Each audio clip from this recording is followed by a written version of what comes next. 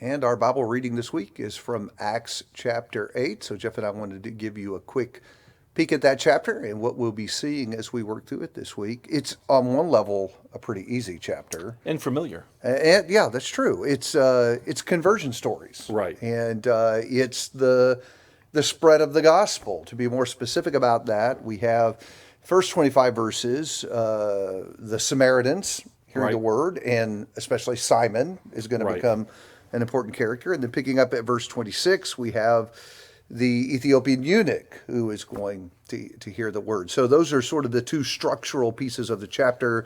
You've got Samaria first and then the eunuch second. However, I think there are more important things to be seen in chapter 8, and we have to stretch ourselves a little bit and look beyond just the context of 8 to see that.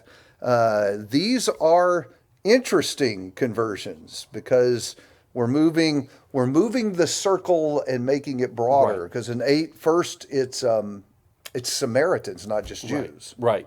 And that's, you go back to the very beginning in Acts chapter 1, kind of that verse 8 kind of outline of the book, in Jerusalem first, and the Samaritan and the othermost parts of the earth. And so now this is the first time we're seeing the gospel preached and response coming outside Jerusalem. We are outside Jerusalem now, ironically because of what happened to Stephen. That led to a large-scale persecution. Apparently the Jewish authorities, Saul in particular, had enough of, remember chapter 3, chapter 4, telling them not to speak in Jesus' name. They keep doing it anyway. So now Jerusalem's cracking down, and so people flee.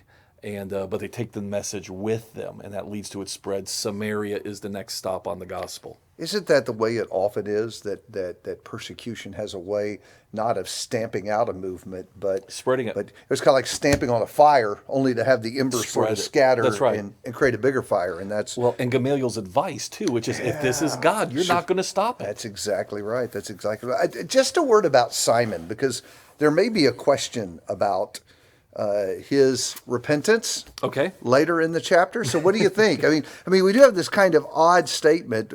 Peter calls him out and rebukes him for his sin, and his response is, "Pray to the Lord for me yourselves, so that nothing you have said may come upon me." So what do you think? Is Simon legitimately penitent here, or is this sort of a sarcastic remark? I hear it both ways from people. Yeah, I don't think it's sarcastic. I think it's certainly probably more spiritually immature.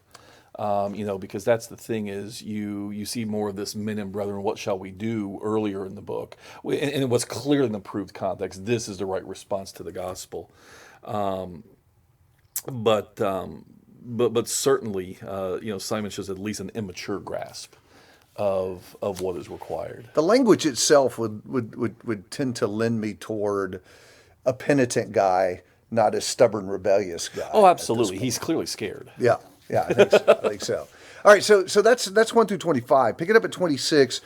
We have the story of the Ethiopian eunuch. Right. A story that we typically make about baptism, and baptism is certainly a key component of his story. Right. But probably what is more important to Luke's purpose is another step in the expansion of the audience of the gospel. Because that's right. We start with Jews in Jerusalem, now we're getting Samaritans, and before this chapter's over, we get this Ethiopian eunuch. And so what are we to do with him? Who is he, and how does he expand the movement? Right. Well, I think he's kind of a little bit of an example of and once it's spreading to the ends of the earth, but more as kind of an asterisk than the official beginning of the Gentile conversion. The text makes clear he's come to Jerusalem to worship. That's something a proselyte would do. He may be Ethiopian, but that's something that you do. What makes the story remarkable is this, that he's, as a eunuch, the old law said you can't come to the temple to worship. So this is a guy who came all the way to Jerusalem to worship at the temple, because that's all he knows at this point. Can't go in. But he can't go in. Talk about devotion. Yeah. Now, what's fascinating as well is he's reading Isaiah 53, but you read in Isaiah 56, just a few pages later, it's almost again like God and Luke wanting us to see what's going on. When God talks about there's coming a day when, in particular, the foreigner who has joined himself to the Lord should not say, the Lord will separate me from his people, nor the eunuch say, behold, I am a dry tree. And so you go back to, as you're reading this week, go back and read Isaiah 56 as well and see how part of what Luke, I think, is showing us is that God, that age in which the foreigner is welcome. Here's a case of somebody who comes to Jerusalem. We're going to see Cornelius is a little bit different. We'll see in a couple weeks. But this, again, dawning of this new messianic era. And to your point about what's Luke really wanting to use this story for, I think how it ends as well is important. Verse 40, then Philip goes on after he's through with the eunuch and passes through and preaches the gospel to all the towns until he comes to Caesarea, which is probably Caesarea Maritima. So again, he's going through that Samaritan, central region. We're not far from Jerusalem yet, but we're catching the people who are in the vicinity of Jerusalem, and the gospel is beginning to spread in that region. So we have Jews in Jerusalem. So we start Acts 2. Now we're getting Samaritans. Now we're getting this Ethiopian Proselytes, who is likely a proselyte. Correct. That's we're not given definitive identification of what his status is, but He came to Jerusalem to worship. yeah, and he does appear to have a Gentile type background. Correct. So now the interesting thing is, as we said earlier, is to press beyond chapter 8, Right. because in 9 we're going to have the conversion of Saul, Right. which at first may seem sort of out of place. And then in 10, we're going to get to Cornelius and the Gentile now, the God-fearing Gentile, Right. is also going to be included in that. And of course, we only later come to understand the role of Saul because he becomes Paul the Apostle Right. to the Gentiles. So there is this growing of the circle that includes a broader and broader audience till ultimately everybody. And the eunuch does tease that in that the way they looked at the ancient world, Ethiopia is kind of getting to be the edge of the map as far as they looked at the world. So you're, again, to your point, you're being teased here a little bit with what's coming as chapter 9 picks up more, as chapter 10 picks that up more. Coming to baptism, one of the things I've always loved about the eunuch story is there is this leap that Luke makes in telling the story. We're told first in verse 35 he preached Jesus to him, and the next thing recorded is he's asking about baptism. Yeah.